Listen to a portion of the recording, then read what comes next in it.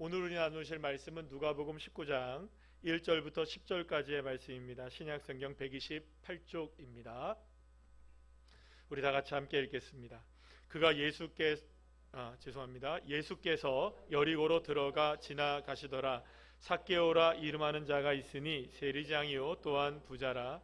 그가 예수께서 어떠한 사람인가 하여 보고자 하되 키가 작고 사람이 많아 할 수 없어 앞으로 달려가서 보기 위하여 돌무화과 나무에 올라가니 이는 예수께서 그리로 지나가시게 되미러라. 예수께서 그곳에 이르사 쳐다보시고 이르시되 삭개오야 속히 내려오라. 내가 오늘 내 집에 유하여야 하겠다 하시니 급히 내려와 즐거워하며 영접하거늘 무사람이 보고 수군거려 이르되 저가 죄인의 집에 유하러 들어갔도다 하더라. 삭개오가 서서 주께 여짜오되 주여 보시옵소서 내 소유의 절반을 가난한 자들에게 주겠사오며 만일 누구의 것을 속여 빼앗은 일이 있으면 내 갑절이나 갚겠나이다. 예수께서 이르시되 오늘 구원이 이 집에 이르렀으니 이 사람도 아브라함의 자손이미로다. 인자가 온 것은 잃어버린 자를 찾아 구원하려 함이니라. 아멘. 할렐루야. 오늘은 우리 함께 읽은 누가복음 19장 1절부터 10절까지의 말씀으로 우리 제목을 함께 다 같이 한번 읽어볼까요? 시작. 잃어버린 자를 찾아오신 주님이라는 제목으로 함께 은혜를 나누도록 하겠습니다. 이스라엘 백성들이 40년 동안의 출애굽의 모든 여정들을 다 마치고 가나안 땅으로 들어가기 위해서 가장 먼저 했던 일은 요단강을 건너는 일이었습니다. 그 요단강을 건너서 이제 본격적으로 가나안 땅을 점령하기 시작하면서 가장 먼저 차지하고 전쟁을 해야 되고 맞닥뜨리게 되었던 땅이 어떤 땅이냐? 바로 여리고라는 성이었습니다. 자, 그런데 이 여리고 성은 굉장히 정복하기가 힘든 구조로 되어 있습니다. 한번 사진을 보여주시면 이런 구조로 되어 있었어요. 성이 하나로만 되어 있는 것이 아니라 이중 구조로 되어 있었기 때문에 하나의 성을 무너뜨린다고 해서 여리고 성이 무너지는 것이 아니라 그 안에 또 다른 성을 들어가서 점령을 해야만 하는 거예요. 그런데 이렇게 이 여리고가 이렇게 높은 언덕 위에 지어져 있는 거죠. 그러니까 여러분, 이 여리고 성을 점령한다는 게 쉬웠을까요? 어려웠을까요? 거의 불가능한. 그래서 여리고 성은 난공불락의 성으로 알려져 있었습니다. 그런데 이토록 견고했던 여리고가 이스라엘 백성들에 의해서 무너지게 됩니다. 어떤 방식으로 무너지게 되느냐? 하나님의 말씀에 순종해서 무너지게 돼요. 어떤 방식이냐? 하루에 이스라엘 백성들이 한 바퀴씩 6일 동안 이 여리고성을 돌게 됩니다. 침묵하며 돌게 되죠. 그리고 마지막 7일째 되던 날에 어떻게 도나요? 마지막에는 7바퀴를 돌아요. 그리고 모든 성도들이 모여서 양강나팔을 확 불 때에 소리를 어떻게 합니까? 와, 함성을 지르면 어떻게 돼요? 이 여리고성이 무너지게 된다. 실제로 그렇게 여리고성이 무너지게 되었던 것이죠. 자, 이렇게 이제 여리고성, 방금 보였던 그 난공불락의 여리고성이 무너지게 된 다음에 이 모든 일들을 진두지휘했던 여호수아가 어떤 말을 하게 되냐 하면 여호수아 6장 26절에서 이런 말씀을 하게 됩니다. 우리 다 같이 읽어볼까요? 여호수아가 그때에 맹세하게 하여 이르되 누구든지 일어나서 이 여리고성을 건축하는 자는 여호와 앞에서 저주를 받을 것이라. 그 기초를 쌓을 때에 그의 맏아들을 잃을 것이요 그 문을 세울 때에 그의 막내 아들을 잃으리라 하였더라. 아멘. 자, 그런데 여러분들, 오늘 본문 1절, 우리가 함께 읽었던 누가복음 19장 1절 말씀을 보면 예수께서 여리고로 들어가시더라라는 얘기가 나옵니다. 자, 그러면 이 말은 무슨 말이냐? 예수님께서 이제 마지막에 생애 일주일을 앞두고 계셨거든요. 그래서 그때 예루살렘으로 들어가셔야 되는데 마지막 일주일의 여정을 보내시기 위해서 예루살렘에 들어가시기 바로 직전에 마지막으로 들린 도성이 어디냐? 바로 이 여리고 성이었다는 거예요. 자, 그러면 여러분 생각해 보세요. 방금 전에 우리가 함께 읽었던 말씀을 생각해 본다면 여리고 성을 세우면 되나요? 안 되나요? 무너진 여리고 성 말입니다. 이스라엘 백성들이 7바퀴, 한 바퀴씩 돌고 7바퀴 돌아서 점령했던 그 여리고 성은 절대로 세워지면 안 되는 성이었던 거예요. 자, 그런데 방금 우리가 읽었던 누가복음 19장 1절 말씀을 보게 되면 예수님 당대에 이 여리고성이 버젓이 어떻게 되어 있습니까? 다시 세워져 있는 것을 보게 되는 거예요. 멀쩡하게 세워져 있었던 거예요. 자, 그렇다면 여리고가 이렇게 예수님 시대에 멀쩡하게 세워져 있게 되었다면, 한복판에 세워지게 있었다면, 이 지도로 보자면은 이 여리고성이 거의 아직 안 보여주셔도 되는데 벌써 보여주셨으니 그러니까 이스라엘의 거의 중심에 있는 땅이 여리고였거든요. 자, 그러니까 이렇게 여리고가 가나안 땅, 그러니까 이스라엘 땅의 가장 중심에 여전히 이렇게 세워져 있었다는 것은 우리가 도대체 어떻게 우리가 생각을 해봐야 될까? 자, 이미 말씀드린 것과 같이 여리고는 다시 세워져서는 안 될 성이었습니다. 자, 그럼에도 불구하고 여리고가 세워졌다면 이 여리고는 언젠가는 반드시 무너질 수밖에 없는 태생적인 한계를 지닌 도시라고 말할 수밖에 없어요. 자, 그렇다면 여러분, 방금 우리가 함께 성경을 통해서 확인하셨죠? 여리고는 세워지면 됩니까? 안 됩니까? 안 되는 도시예요. 그러면 여러분, 세워져서는 안 되는 도시에 살고 있었던 여리고에 살고 있었던 사람들은 그 운명이 어떻게 될까요? 이것은 마치 소돔과 고모라가 멸망할 때 하늘에서 무엇이 떨어지게 됩니까? 유황불이 떨어지게 되어서 이 도성만 망가지고 멸망한 것이 아니라 그 도시에 살고 있었던 모든 사람들이 한꺼번에 멸망을 하게 됩니다. 그러니까 소돔과 고모라 땅에 살고 있었던 사람들이 소돔과 고모라가 멸망하면서 모두가 다 멸망했던 것처럼 여리고에 살고 있었던 사람들은 여리고의 운명과 함께 할 수밖에 없는 거예요. 그러니 결국 여리고는 무너질 수밖에 없는 도성이고, 이 도성 가운데 살고 있는 사람들 역시 무너질 수밖에 없는 여리고의 운명과 함께 결코 구원을 받을 수 없는 사람이 될 수밖에 없었던 것입니다. 그러니까 이 땅에 살고 있다? 그러면 언제 무너져도 이상하지 않는 여리고라는 도시가 바로 그런 도시였던 것이죠. 그런데 멸망을 당하고 구원을 받을 수 없는 이 여리고에 놀랍게도 하나님의 구원의 역사가 일어나게 되는 것을 보게 됩니다. 바로 구약시대 때에 기생 라합이라는 여인을 통해서 구원이 일어나게 되어지죠. 사실 라합이라는 여인이 구원을 받게 됐다, 여리고성에 살고 있었던 이 라합이 구원을 받게 됐다는 것은 기적 중에 기적이라고 말할 수가 있습니다. 왜냐하면 라합은 당시 여리고의 신전에서 신을 섬기는 봉사일을 했던 사람입니다. 그러니까 신전 시녀였던 거예요. 그럼 여러분, 신전 시녀라는 말은 무엇을 섬기는 사람이었다는 걸까요? 그렇죠, 우상을 섬기는 사람이었던 거예요. 여러분, 만약 이스라엘 백성들이 여리고를 점령하는 그날 가장 먼저 죽을 수밖에 없는 사람들을 줄로 쫙 세워놓는다면, 물론 이게 좀 잔인해 보이긴 하지만 여리고 사는 사람들 다 어떻게 됩니까? 다 죽어야 되는 겁니다. 그러면 모든 사람들을 줄로 쫙 세워놓고 가장 먼저 죽을 수밖에 없는 사람들을 쭉 세워놓는다면 이 기생 라합은 어디쯤에 속해 있을까요? 상위 1%. 무슨 말인지 아시겠어요? 가장 먼저 죽을 수밖에 없는 사람. 왜냐? 우상 숭배자의 신전 봉사자였고.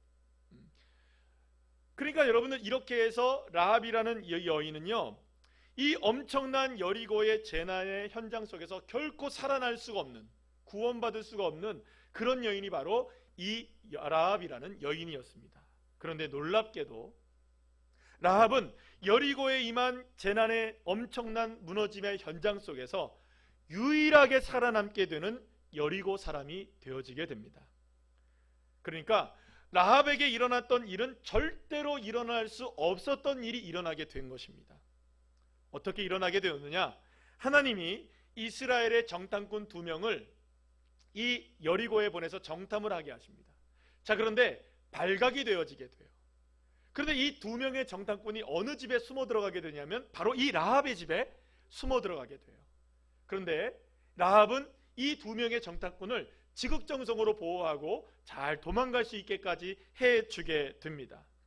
이렇게 정탐꾼을 도와주게 된 라합은 멸망을 당할 수밖에 없었던 상황에서 하나님의 은혜로 구원을 받게 되는 놀라운 축복을 얻게 되었던 것이에요. 그뿐이 아니었습니다. 이렇게 무너지게 된 이 여리고성에서 구원을 받게 되었을 뿐만 아니라 이 여리고의 기생 라합은 나중에 예수님의 족보에 오르게 되는, 그래서 마태복음에 보시게 되면 예수님의 족보가 쭉 나오는데 그때 여인들의 이름이 몇 명 등장하는데 그 중에 한 명이 누굴까요? 바로 라합이라는 이름이 예수님의 족보에 나오게 되는 여인으로까지 오르게 된다는 것이죠. 사랑하는 여러분, 이렇게 라합은 여리고에서 살아남을 수 없었던 상황 속에서 정말로 전적인 하나님의 은혜로 구원을 받게 되었던 것입니다.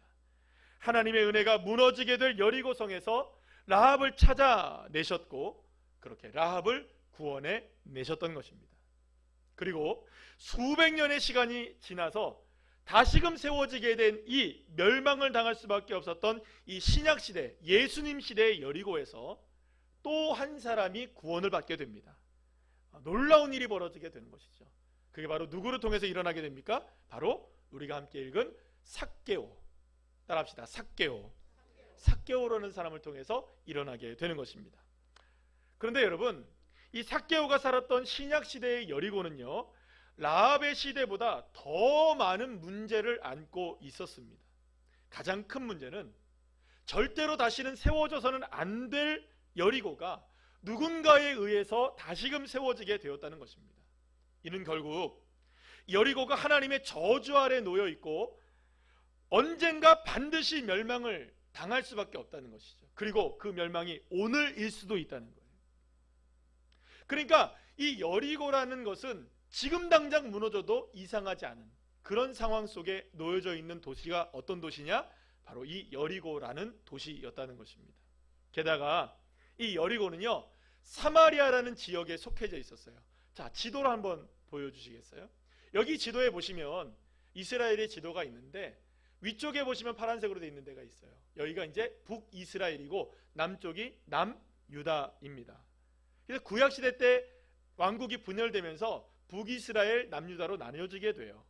그런데 이 북이스라엘을 전체적으로 뭐라고 통칭하게 되냐면, 따라합시다. 사마리아 지역이라고 얘기를 해요.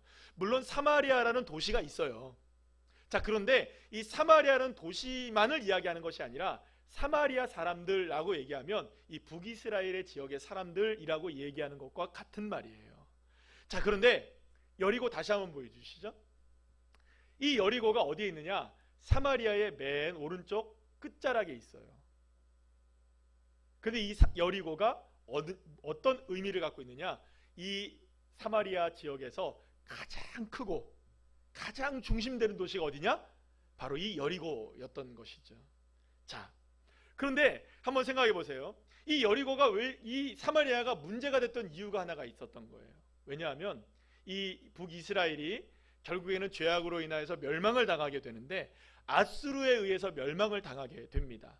자, 그런데 이 아수르가 어떤 정책을 쓰게 되냐 하면은 이스라엘 백성들과 함께 그냥 이방인들 막 결혼시켜 버려요. 그래서 결국엔 북이스라엘에 살고 있었던 사마리아 사람들은 어떤 사람들이 되어지느냐? 이스라엘의 순수한 혈통을 잃어버리는 사람들이 되어지게 돼요. 그래서 사마리아 사람 이퀄 이스라엘 민족의 순수성을 잃어버린 사람, 이런 딱지가 붙게 되는 것이죠.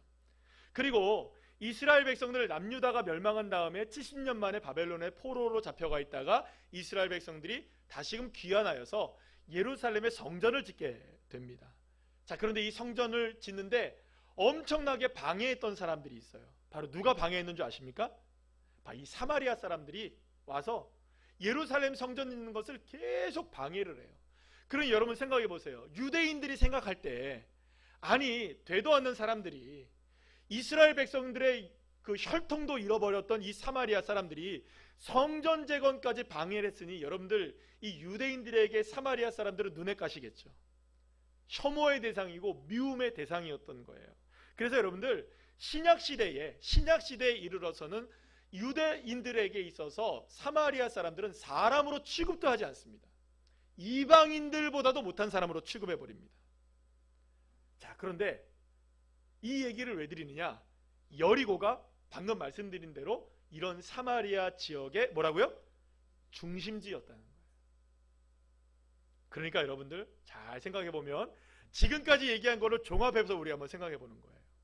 여리고는요, 신약 시대의 여리고는요, 구약 시대에 갖고 있었던 많은 문제점들이 겹치고 겹쳐서 도저히 구원을 받을 수 없는 구제불능의 상태에 놓여 있는 도시가 어디다? 바로 이 여리고였던 거예요. 자, 그런데 이 여리고에 세리장 삭개오가 살아가고 있었던 것입니다. 여러분, 당시 이 세리라는 사람들은요, 유대 사회에서 세리는요, 이스라엘 백성들에게 세금을 걷어다가 누구에게 바칩니까? 로마 황제에게 바쳤어요. 그래서 이 세리들은요, 유대인들에게 어떻게 여겨졌냐 하면 민족의 반역자로 여겨졌어요. 혐오의 대상, 그리고 정말 미움의 대상이 되었어요. 그래서 예수님이 이렇게 말씀을 하시죠. 바리새인의 기도는 이렇더라 라고 하면서 예수님이 말씀하시는데, 바리새인들이 이렇게 기도했다고 합니다. 여러분들 누가복음 18장 11절 말씀 우리 다 같이 한번 읽어볼까요? 시작. 바리새인들은 서서 따로 기도하여 이르되, 하나님이여, 나는 다른 사람들 곧 토색, 불의, 간음하는 자들과 같이 아니하고 이 세리와도 같이 아니함을 감사하나이다. 여러분, 당시에 토색하고 불의하고 간음한 자들, 이런 사람들 두 글자로 뭐라고 부르죠? 다시 한번요. 자, 토색하고 불의하고 간음하는 자들을 두 글자로 뭐라고 부를까요? 죄인이죠. 굉장히 어려운 얘기죠. 도저히 맞힐 수 없는 얘기를 여러분들에게 제가 문제를 냈어요. 다시 한번요. 토색하고 불의하고 간음하는 자들을 뭐라고 부른다고요? 죄인이라고 불러요.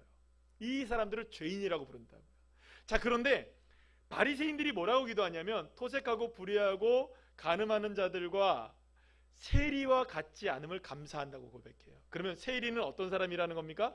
토색하고 불의하고 간음하는 자들과 같은 죄인의 부류에 나눠져 있었던 거예요. 그러니까 여러분, 당시에 이스라엘 백성들이 이 세리를 어떻게 취급했는지를 우리가 알게 되는 거죠. 악질적인 죄인으로 취급을 했던 거예요. 구원을 절대 받을 수 있을까요, 없을까요? 이런 죄인들은 구원을 받을 수 없는 거예요. 정말 악질적인 죄인 중에 죄인이 누구냐? 바로 이 세리였던 것이죠.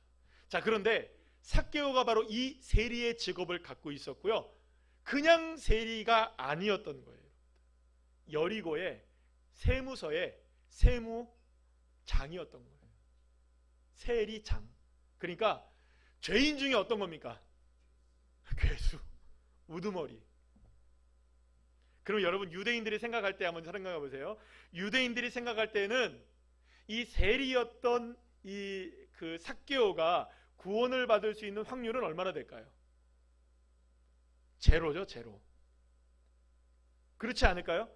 여리고에 살고 있는 세리장 삭개오, 유대인들이 생각할 때는요 0.00001%도 이 삭개오는 구원을 받을 수가 없는 거예요.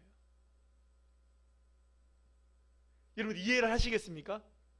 왜요? 지금까지 설명드렸잖아요. 여리고라는 곳이 어떤 곳인지 말씀드렸죠. 그런데 거기에 누군 거예요? 게다가 세리였던 거예요. 그러니까 여리고의 많은 문제들 속에 살아가고 있으면서 결코 구원을 받을 수 없는 그 도성에서 살고 있었던 이 삭개오가 심지어는 뭐였던 겁니까? 세리였고, 세리 중에서도 어떤 사람이다? 장이었다. 이게 바로 삭개오가 처해 있었던 영적 현실이었던 거예요. 절대로 구원을 받을 수 없다. 구원받을 수 있는 확률은 0이다. 자, 그런데 예수님이 예루살렘에 들어가기 바로 직전에 이 여리고성을 방문하시게 된 거예요. 그렇다면 여러분들, 왜 예수님이 여리고에 들어가시기 직전에 여리고를 방문하셨을까요? 왜 예루살렘에 가시기 직전에 여리고를 방문하셨을까? 그냥 심심해서요? 여러분들, 마지막이에요. 다시 한번 생각해 봅시다. 예수님이 마지막으로 예루살렘으로 들어가시면 이제 죽는 거예요. 그럼 예수님이 자유롭게 지금 활동할 수 있는 시간이 이 시간밖에 없는 거예요. 근데 예수님이 마지막에 들린 곳이 어디예요? 그러면 의미가 있는 곳을 들려야 되잖아요. 자, 이번에 우리가 선거를 치렀어요. 그죠? 선거를 치렀는데 제가 이번에 선거를 치르면서 조금 의아해했던 것 하나가 있었어요. 제가 나름대로 생각할 때는 이 동구의 방어동이 그래도 가장 중심지 아닙니까? 동구에는 방어동이 중심이죠. 물론 뭐 어떤 분들은 전화동이다, 어떤 분은 서부동이다, 뭐 얘기하실 수 있어요. 뭐 일산동이다.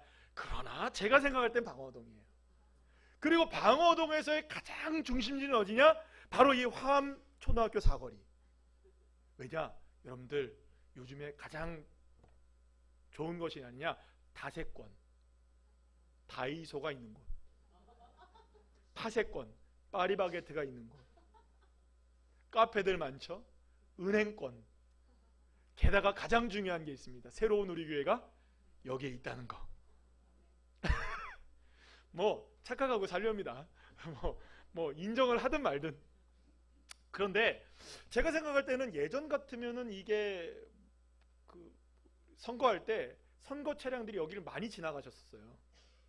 그런데 이번에는 이상하게 조용하더라고요. 제가 기억나는 게 별로 없어요. 몇 번 안 지나가셨던 것 같아요. 그런데 여기 뭐 사거리에서 뭐 피켓 들고 계시는 분들은 몇 번 제가 보긴 했는데, 옛날 같으면 떠들썩하게 막 몇 번 찍어주세요 막 이러면서 했을 텐데 그걸 안 하더라고요. 그래서 약간 서운했습니다. 여기가 이렇게 소외될 당한 지역인가. 자, 제가 이 얘기를 왜 드리냐면 선거 마지막 날이에요. 선거 운동 마지막 날이에요. 마지막에 지금 한마디를 할 수 있어요. 그러면 여러분, 선거에 나오신 이 후보자들이 이 사거리에 와서 유세를 하실까요? 아니면 대성시장에 가서 유세를 하실까요? 이해가 되십니까? 마지막은 좀 뭔가 내 얘기를 들어줄 수 있는 사람들이 많은 거, 뭔가 좀 대단한 이야기를 할 수 있는 그곳에 가는 것이 우리가 생각하면 정상적인 모습일 수 있죠. 자, 그런데 예수님이 그러려면 어디를 가시면 좋을까라고 생각해 보니까 첫 번째 사역을 하셨던 갈릴리를 가셔도 괜찮으셨겠다. 그리고 혹은 뭐 오병이어의 기적이 일어났던 그 들판을 가셔서도 괜찮으셨겠다. 혹은 예수님이 요단강가에 가셔서 세례를 받으셨던 그 장면에 가셔가지고 내가 바로 정말 하나님의 아들이다 라고 외치면 멋지게 여러분들 마지막으로 예루살렘으로 들어가시지 않으셨을까? 그런데 예수님이 굳이 어디를 가신 겁니까? 여리고로 들어가신 거예요. 그러면 여러분, 여리고에 왜 가셨을까요? 왜 예수님이 굳이 여리고에 가셨을까요? 지금까지 얘기했는데 누구를 만나시기 위해? 그렇죠. 삭개오 한 사람을 만나기 위해서 예수님이 굳이 어디를 가신 걸까요? 여리고를 향해 걸어 들어가신 겁니다. 자, 그런데 이렇게 예수님이 여리고에 들어가셔서 삭개오를 만난다 할지라도 삭개오에게는요, 여러 가지로 예수님을 만나는 데 있어서 문제와 어려움이 많이 있었습니다. 가장 큰 문제점 중에 하나는 뭐냐 하면 이 삭개오가 세리였다는 것입니다. 그러니까 또 한 가지는 뭐냐? 수많은 사람들에게 둘러싸여서 나오지 못하고 있었다는 거예요. 그러면 여러분 생각해 보셔야 돼요. 왜 삭개오는 수많은 사람들에게 둘러싸여서 나오지 못하고 있었을까? 그가 세리였기 때문이에요. 세리는요, 당시에 제가 말씀드린 대로 여리고 사람들에게도 혐오의 대상이었어요. 그런 세리장이었던 삭개오가 수많은 사람들 속에서 자신의 존재를 드러내는 것은 결코 쉬운 일이 아니었을 것입니다. 삭개오가 예수님이 지나가신다는 소식을 듣긴 들어서도 선뜻 예수님을 만나기 위해서 사람들 앞으로 나가서 예수님 여기 있습니다, 저를 좀 만나주세요 라고 손을 들면서 예수님을 환영하지 못했던 이유가 바로 여기에 있었던 거예요. 당당할 수 없었던 것이죠. 자신을 사람들이 어떻게 바라보는지 알고 있었던 것이죠. 게다가 여러분, 덩치까지 작았대요. 여기서 말하는 건 단순히 키가 작고 덩치가 작았다는 것을 강조하는 것이 아닙니다. 문제는 뭐냐 하면 덩치가 작았기 때문에 다른 사람에 비해서 자신의 존재감을 알릴 수가 없었다는 거예요. 사람들을 삐짓고 나가기도 힘들었던 거예요. 그래서 여러분들, 삭개오는 슬그머니 자신의 집 앞에 있는 돌 무화과 나무를 밟고 올라서게 됩니다. 예수님을 만나는 건 어려워도 그래도 집 앞을 지나가시는 걸 보니 그래도 한 번쯤은 저 유명한 사람 얼굴이라도 봐야 하지 않겠습니까? 여기에 지금 김수현이 지나간다고 생각해 보세요. 예배 안 드릴걸요? 저부터도 나갈걸요? 이렇게 다 그러시겠어요? 안 그러시겠어요? 감사합니다. 그러니까 여러분, 우리가 생각해 보면 너무나 유명한 사람이 지나가는데 그래도 얼굴에도 봐야 될 거 아니에요. 그래서 여러분들, 예수님이 지나가시는 그곳에, 돌무화 나무가 있는 그곳에 삭개오가 올라갔던 거예요. 얼굴이라도 봐야겠다. 자, 그런데 여러분, 사실 삭개오가 예수님을 만나기 위해서 했던 노력이라는 것이 바로 그것밖에 없어요. 뭐밖에 없나요, 여러분들? 돌무화과 나무에 올라간 것밖에 없어요. 그런데 여러분들, 이 돌무화 나무가 엄청 올라가기 힘든 나무냐? 그렇지 않아요. 보여줘 보세요. 이런 나무예요. 그런데 여러분, 이게 굉장히 높은 나무 같죠? 아니에요. 사람 있으면요, 저기 나무 갈라진 부분 있잖아요. 그 나무가 머리 정도밖에 안 와요. 그러니까 얼마든지 올라갈 수 있는 나무예요. 자, 그래서 이 너무 높지도 않은 이 나무에 올라간 거예요. 큰 노력이 필요할까요? 노력이 필요하지 않을까요? 큰 노력이 필요한 것도 아닌 거예요. 자, 그런데 삭개오가 여러분들, 예수님을 만나기 위해서 자신을 좀 봐달라고 노란 옷 입고 막 형광등 막 이렇게 하고 막 팔 이러는 거 있잖아요, 그죠? 그런 거 하면서 여러분들 이 돌무화 나무에 올라가 있는 걸까요? 아니에요. 다시 한번 여러분, 나무를 보여주세요. 나무에 올라간, 이 나무에 누군가가 올라가 있다. 찾기 쉬울까요? 어려울까요? 나무 중간에 올라가 있다고 쳐보세요. 와, 이거 어렵죠, 그죠? 이게 무슨 의미인지 아시겠어요, 여러분들? 삭개오가 이 돌무화 나무에 올라가서 자신을 막 드러내고 프랭카드 걸고 노란 옷 입고 예수님 막 하면서 손을 막 흔들면서 날 봐주세요라고 한 게 아니고, 오히려 삭개오가 이 돌무화 나무에 올라갔던 것은 어떤 의미냐? 숨어버린 거예요. 자기를 드러내려고 했던 걸까요? 아닐까요? 아닌 거예요.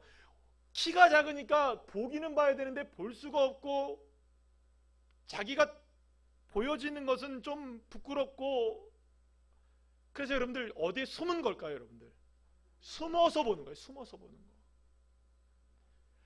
이 무성한 나뭇가지로 인하여서 여러분들 볼 수가 없고 찾아볼 수도 없어요. 여러분, 우리가 저기에 사람이 있다고 생각하면 보겠죠. 근데 사람이 있다고 생각하지 않으면 그냥 지나칠 수밖에 없는 거죠. 그런데 여러분, 바로 이곳에 있었던 삭개오를 누가 발견한 겁니까? 예수님이 발견해내신 거예요. 나무 위에 올라가 있어도 거의 숨어 있는 것과 별반 다를 바가 없었던 삭개오를 예수님이 굳이 찾아내셨고, 그런 삭개오를 향해 예수님이 뭐라고 말씀하시느냐? 삭개오야, 내려오라. 수많은 사람들 앞으로 불러내시고 예수님 앞으로 불러내신 분이 누구십니까? 예수님이셨던 거예요.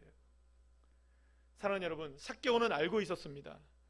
자신을 결코 드러내려고 하지 않았음에도 불구하고 이 수많은 사람들 속에서 나무 뒤에 숨어 있었던 자신을 콕 집어서 찾아내신 예수님의 놀라운 능력, 예수님의 놀라운 은혜, 나를 만나주시고 나를 찾아주시고 나와 함께 해주시고 우리의 집까지 찾아오신 예수님, 이것이 너무나 놀라웠던 거예요.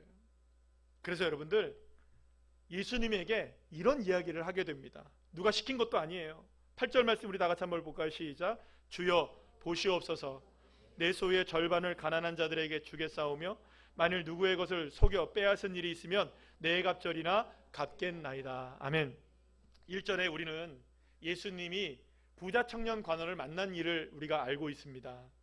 이 청년은요, 영생이 너무나 궁금해서 예수님께 찾아와서 예수님, 어떻게 하면 영생을 얻을 수 있습니까? 라고 말했던 부자 청년 관원이었습니다. 이 청년은요, 어찌 보면 천국에서 가장 가까이 이르렀던 사람이라고 할 수 있어요. 천국문 바로 앞에 이르렀던 사람. 왜냐하면 어려서부터 하나님의 말씀을 잘 지켜 행했고 너무나 믿음도 좋았던 사람이었어요. 그러니 천국문의 1순위로 들어가는 사람이 있다면 누구였을까요? 바로 이 부자 청년이었던 거예요. 자, 반대로 천국문에서 가장 멀리 있고 지옥문에 가장 가까이 있는 사람이라면 누구를 들 수 있을까요? 그렇죠. 삭개오를 들 수 있는 거예요. 혐오의 대상, 미움의 대상, 죄인이었던, 그것도 여리고에 살고 있었던 세리장 삭개오.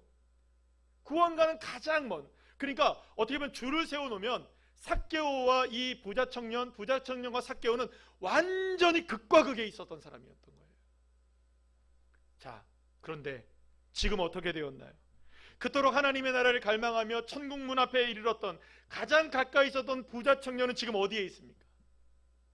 그렇다면 하나님의 나라의 백성이 될 수 없었던 이 삭개오, 지금 어떻게 되었나요? 예수님이 9절 10절 말씀을 통해 다음과 같이 말씀하십니다. 우리 다 같이 읽어볼까요? 예수께서 이르시되 오늘 구원이 이 집에 이르렀으니 이 사람도 아브라함의 자손이미로다.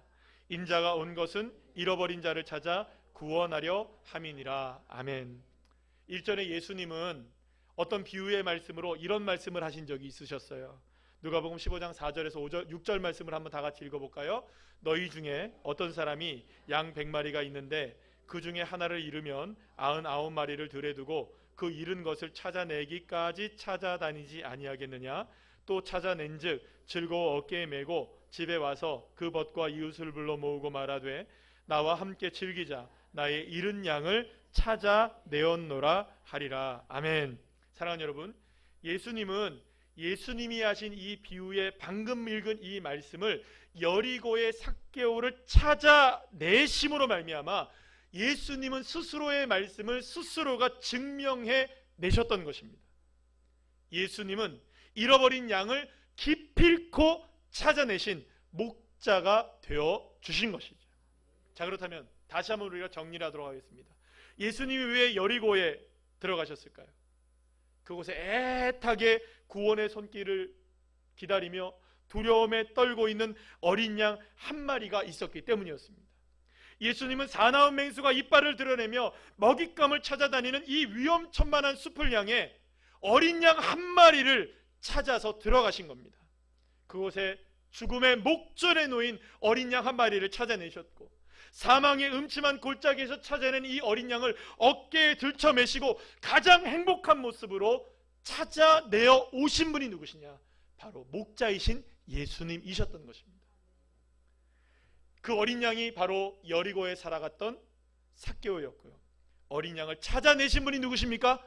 예수님이셨던 거예요. 그리고 사랑하는 여러분, 삭개오를 찾아내셔서 삭개오를 구원하신 예수님은 오늘 이 시간에도 저와 여러분에게 찾아오셔서 도저히 이루어질 수 없는 구원의 역사, 멸망을 당할 수밖에 없는 우리들을 찾아내셔서 구원의 역사를 이루시고 하나님의 자녀를 삼아주신 줄로 믿으시길 바랍니다.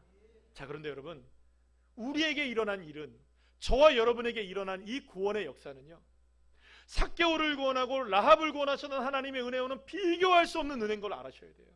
왜냐? 예수님은 그저 찾아가셔서 삭개오를 만나시고 그저 정탐꾼을 통해서 라합을 구원해내셨지만, 예수님이 저와 여러분을 구원해내신 것은 십자가에서 자기의 생명을 내어주시기까지, 십자가에서 죽으시면서까지 우리의 죄를 용서해 주시고 하나님의 자녀를 삼아주신 그 놀라운 사랑과 은혜가 저와 여러분을 죄악에서 구원해 주시고 멸망에서 구원해 주시고 하나님의 자녀를 삼아 주신 줄로 믿으시길 바랍니다.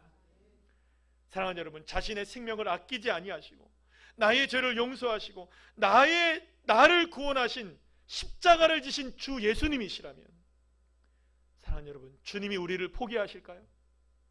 주님이 우리를 외면하실 수 있으시겠습니까? 주님은 우리가 어떠한 상황 가운데 놓여 있다 할지라도, 어떤 문제 속에 처해 있다 할지라도, 사랑하는 여러분, 주님은 저와 여러분을 찾아내시고 건져내시고 구원해 내시고야 마시는 주님이신 줄로 믿으시길 바랍니다. 그분이 바로 우리의 주님이세요. 날 구원하신 주님이시라는 거예요. 나를 포기할 수 없는 분, 나를 절대로 포기할 수 없는 분, 그분이 누구시냐? 저와 여러분을 구원하신 예수 그리스도이신 것이에요. 마지막으로 제가 이 말씀을 하면서 말씀을 마치려고 해요. 만약에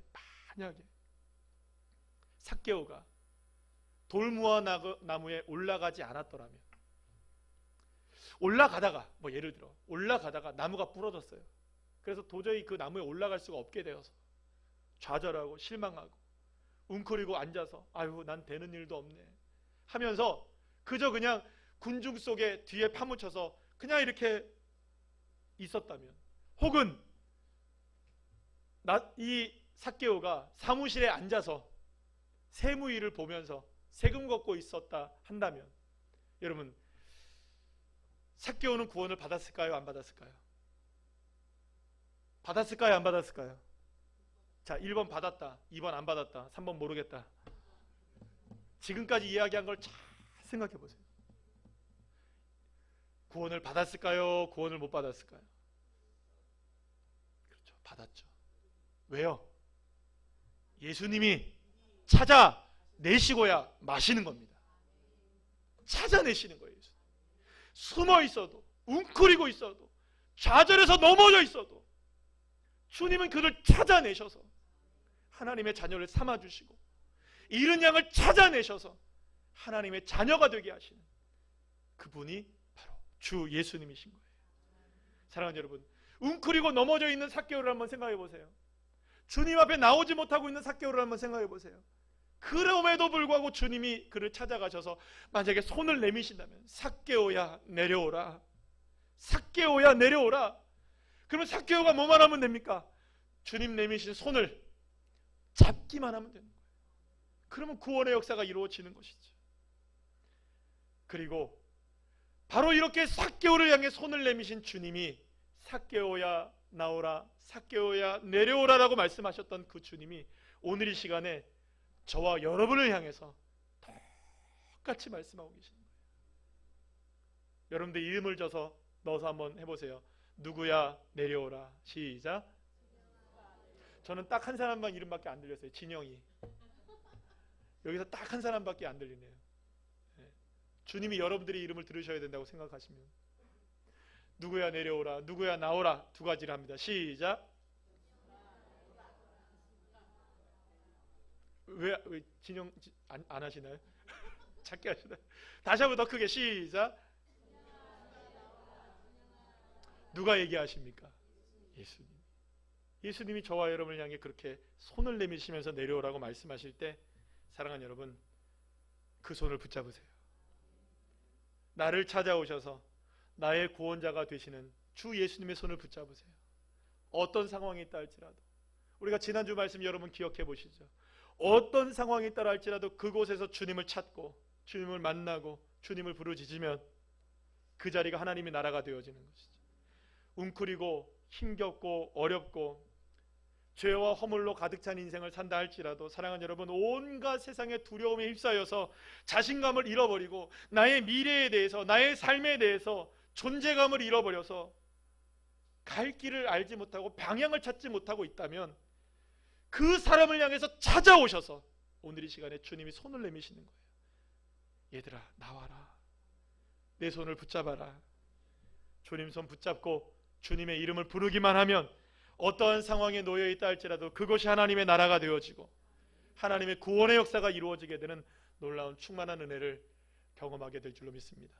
사랑하는 여러분, 내가 삭개오입니다. 맞습니까? 내가 삭개오죠. 주님이 오늘 찾아오셨어요. 그래서 오늘 이 시간에 정말로 주님 앞에 감사의 기도를 드리시고 주님의 손 붙잡고 승리하며 살아갈 수 있는 귀한 자녀들 한 분 한 분들 다 되시기를 간절히 축복합니다.